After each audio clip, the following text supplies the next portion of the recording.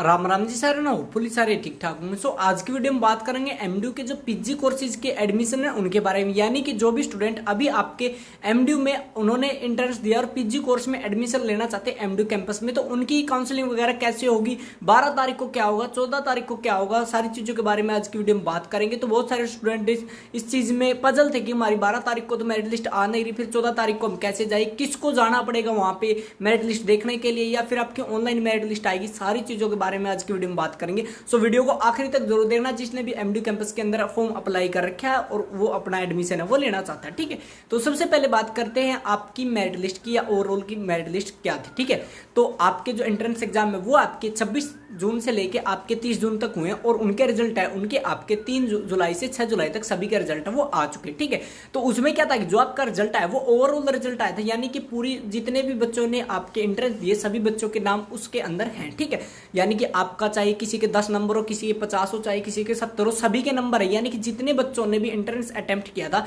सभी के उसके अंदर दे रखे कि हाँ भाई इतने बच्चों ने अटेम्प्ट कर रखा। ठीक है, अब बात करते हैं कि कैसे पता लगेगा किसका एंट्रेंस के अंदर मतलब एडमिशन हुआ किसका नहीं हुआ। तो उसके लिए क्या है कि आपको 12 तारीख को एक ओवरऑल मेरिट लिस्ट आएगी। ठीक है, 12 तारीख को शाम को आ जाएगी वो, ठीक है, या फिर 13 को सुबह तक आ जाएंगी। ठीक है, मेनली आपकी 12 तारीख को एक दो लिस्ट रहती है वो 13 को मॉर्निंग तक डाल देती है। उसमें क्या होगा कि कुछ स्टूडेंट कैसे है कि जो फॉर्म में गलती कर रखी कई स्टूडेंट्स ने, ठीक है, और उन्होंने करेक्शन के लिए भी नहीं करवाई थी, तो उनके नाम वो वहां से हटा दिए जाएंगे और ओवरऑल जो मेरिट लिस्ट है वो आपकी डाल दी जाएगी 12 तारीख को शाम को। ठीक है, उसमें आप अपना नाम वगैरह देख लेना। उसके बाद आपका एडमिशन कैसे होगा और कब होगा इस चीज के बारे में डाउट रहता है, तो उनके बारे में अब बात करते हैं। तो जो आपको 14 तारीख को काउंसलिंग होनी है वो आपकी होगी आपके डिपार्टमेंट्स के अंदर। ठीक है, उस काउंसलिंग में किसको जाना कैसे जाना वो मैं आपको बताता हूं कि 14 तारीख को आपको मॉर्निंग में सुबह 9 बजे से 11 बजे तक हर एक डिपार्टमेंट में अपनी काउंसलिंग के लिए अटेंडेंस लगवाएंगे। ठीक है, तो अटेंडेंस किसको लगानी कैसे लगानी है एक एग्जांपल देता हूं आपको। मान लो कि आपका एमए इंग्लिश में आपकी 50 सीटें हैं और 200 बच्चों ने फॉर्म भर रखे। ठीक है,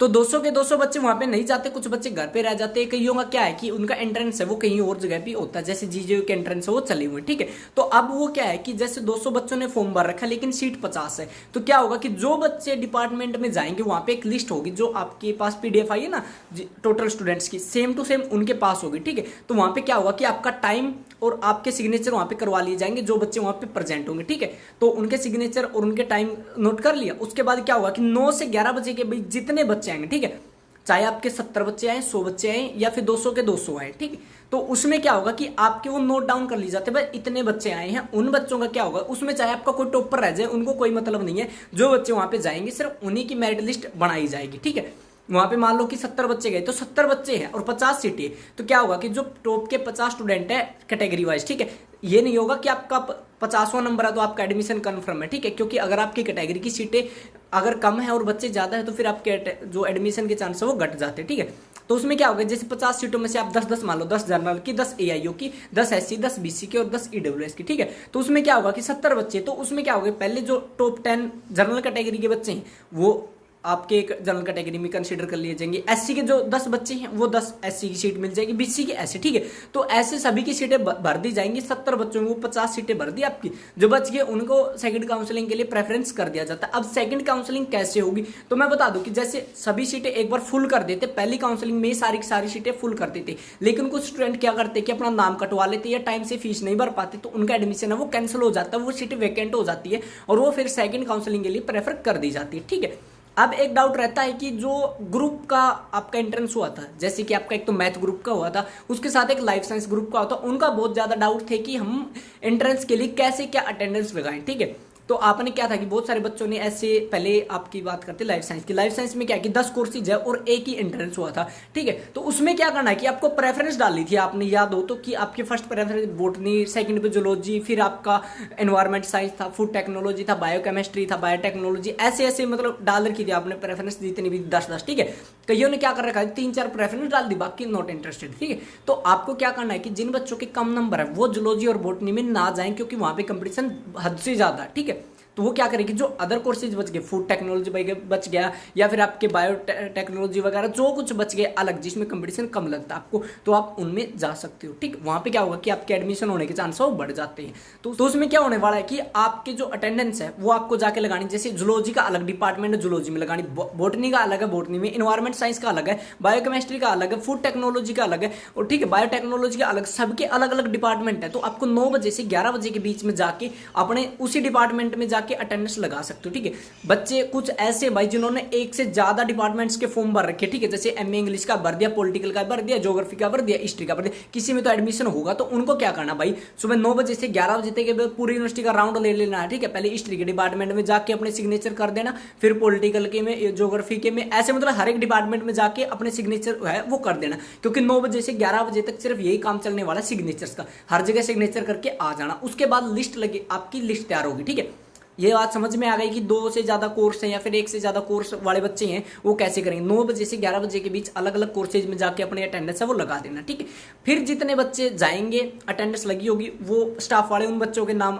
अलग निकाल लेंगे। ठीक है, जो रह गए वो घर पे बैठे हुए, उनका एडमिशन तक कोई वास्ता नहीं है, तो उनको एक साइड करके जो बच्चे प्रेजेंट है उनकी आपकी मेरिट लिस्ट बना ली जाएगी। ठीक है, मेरिट लिस्ट बना लेंगे भाई, इतने बच्चे जनरल के, इतने एससी की, इतने बीसी की, इतने डीएससी की, इतने ईडब्ल्यूएस के, सारे बना लिए। फिर जैसे जनरल की 5 सीटें, तो जो टॉप के 5 बच्चे जनरल के उनको जनरल की सीट दे दी, एससी के जो टॉप बच्चे उनको एससी की दे दी, बीसी के जो बच्चे बीसी की, ईडब्ल्यूएस के जो मतलब टॉप बच्चे उनको ईडब्ल्यूएस की सीटें वो फिल कर दी। ठीक है, उसके बाद उनकी होगी डॉक्यूमेंट वेरिफिकेशन। ठीक है, उसी दिन 14 तारीख को ही, ठीक है, 14 तारीख को आपकी उसी दिन आपकी डॉक्यूमेंट वेरिफिकेशन होगी 2 बजे या 2:30 बजे के अराउंड पे। ठीक है, वो आपका एचओडी के ऑफिस से नाम है वो अनाउंस कर देंगे कि भाई ये नाम आ जाओ, मतलब सुनील आ जाओ, अनिल आ जाओ, ऐसे। ठीक है, पंकज, परवीन, ऐसे सबके नाम ले देंगे कि वो आओ अपनी डॉक्यूमेंट वेरिफिकेशन वो करवाओ। अब एक डाउट मेन रहता कि बहुत सारे स्टूडेंट ऐसे जिनका रिजल्ट अटका हुआ है, माइग्रेशन करेक्टर सर्टिफिकेट नहीं आया, तो उनको क्या करना। तो ये बहुत सारे स्टूडेंट का डाउट रहता था कि हम क्या करें, क्या हमारा एडमिशन है वो अटक जाएगा या नहीं अटकेगा। ठीक है, तो इस चीज की आपको कोई दिक्कत लेने वाली बात नहीं। 28 अगस्त तक आपको अपना रिजल्ट,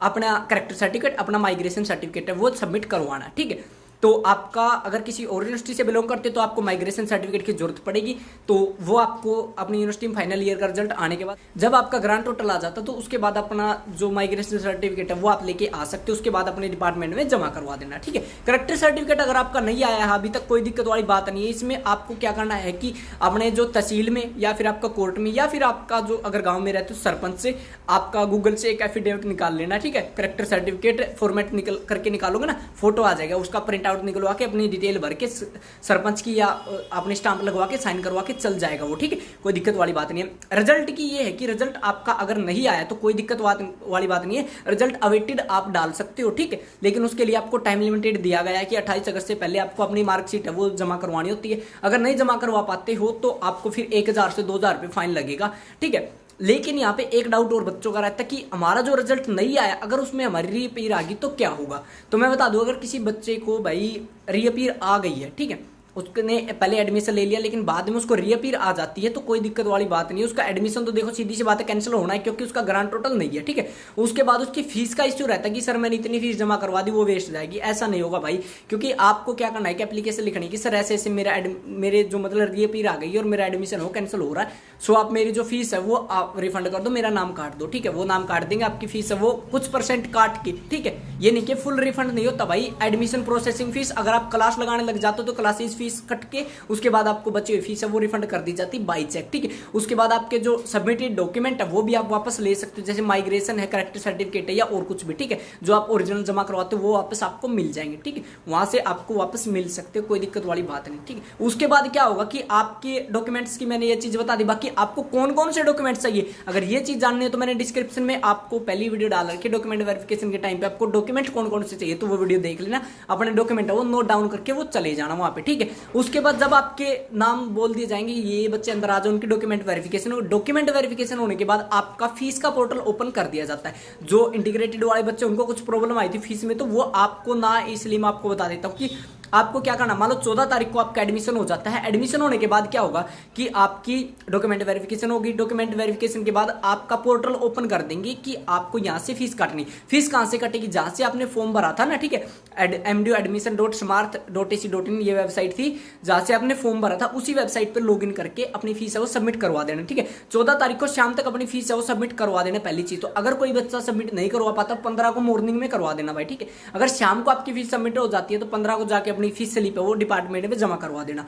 कुछ बच्चों की क्या प्रॉब्लम आ जाती है भाई फीस सबमिट करवाने में, तो क्या करना भाई, साइबर कैफे से ट्राई कर लेना। अगर वहां से भी नहीं होती तो 15 तारीख को मॉर्निंग में भाई डिपार्टमेंट में चले जाना, जाके बोल देना कि सर मेरी फीस नहीं कट रही है। वो आपकी फीस है बाई हैंड काटेंगे या अपने कलर को रूम से काट के देंगे आपको। ठीक है, आपको जाके वहां पे कैश दे देना, कोई दिक्कत वाली बात नहीं। ठीक है, तो वहां पे आपकी फीस कट जाएगी। अगर फीस नहीं कट रही है तो काटेंगे, वो ये नहीं कि आप अपनी पैसे उठा के चल दिए कि सर मेरी फीस काट दो, ऐसा नहीं है भाई। ठीक है, साइबर कैफे ना खोल रखे हमने। तो आपको क्या करना है कि वहां पे जाके अपनी फीस सबमिट करवा देनी है।